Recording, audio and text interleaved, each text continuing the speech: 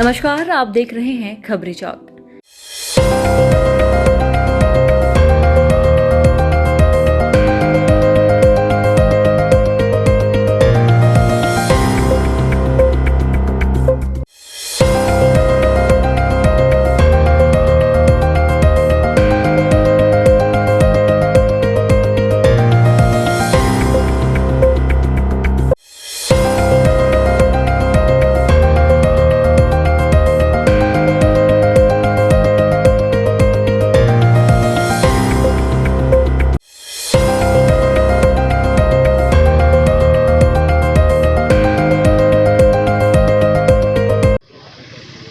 जी, आज शिक्षा समिति का बैठक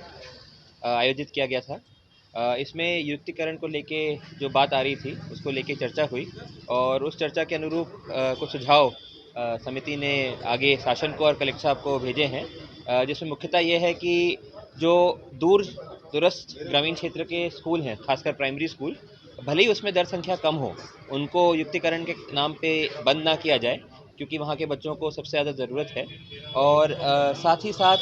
शहरों में, ब्लॉक मुख्यालयों में, जहाँ कई जगह बालक बालिका दोनों टाइप के हाई स्कूल हैं, अलग अलग अगल बगल चलते हैं अलग अलग परिसर में, उनको भी युक्तिकरण के नाम पे एक नाक किया जाए और उनकी जो दर संख्या भी ज़्यादा है, पढ़ाई भी अच्छा कराते हैं, उन पे ध्यान रखा जाए। और साथ ही युक्तिकरण में जो ये प्रस्ताव दिया गया है कि प्राइमरी स्कूलों में जो सेटअप पहले 1+2 था, 60 बच्चों तक उसको 1+1 कर दिया जाए और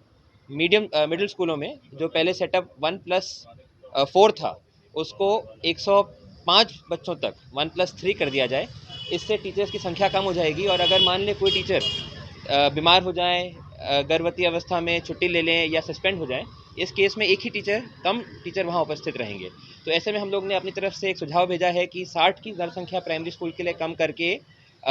40 या 30 की जाए और मिडिल स्कूल में जहाँ 6 सब्जेक्ट हैं, वहाँ पुराना सेटअप जो 1+4 का था, उसी को रखा जाए। इसके अलावा नालंदा परिसर, जिसकी डिमांड पहले से थी, उसका स्वीकृति पिछली सरकार में भी मिला था, अभी नगर निगम का अप्रूवल मिला है, उसके लिए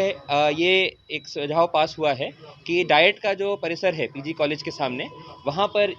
नालंदा परिसर को बनाया जाए। नगर निगम ने भी यही प्रस्ताव कलेक्टर साहब को भेजा था। हम लोग ने भी अपनी तरफ से शिक्षा विभाग की सहमति जताई है कि बच्चों की पढ़ाई के लिए नालंदा परिसर को डाइट के परिसर में बनाया जाए। और साथ ही साथ नई शिक्षा नीति के अनुरूप उम्मीद कार्यक्रम भारत सरकार ने लॉन्च किया था, जिसमें बच्चों में जो पढ़ाई को लेकर दबाव आ रहा है, और हम लोग को पिछले वर्ष में कई ऐसी घटनाएं सुनाई दी जहां स्कूली बच्चों ने सुसाइड कर लिया हो, उसको ध्यान में रखते हुए इस उम्मीद कार्यक्रम को प्राइवेट स्कूलों में और गवर्नमेंट स्कूलों में इस गाइडलाइन के अनुरूप जो समितियां बननी है और जो बच्चों को काउंसलिंग देनी है, उसकी प्रक्रिया को सुनिश्चित किया जाए। इन विषयों पर चर्चा की गई।